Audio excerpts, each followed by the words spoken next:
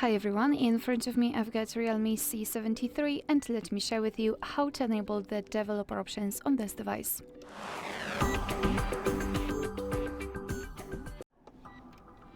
So let's start with opening the settings, and here we have to scroll down to the very bottom to find the system.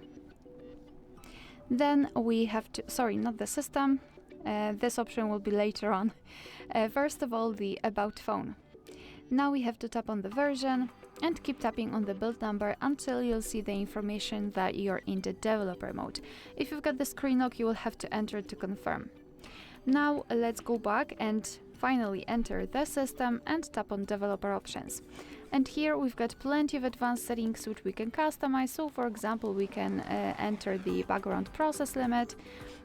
Here we can also enable the strict mode, override the force dark, change the window animation scale. Here we've got some options which are connected with the networking, etc.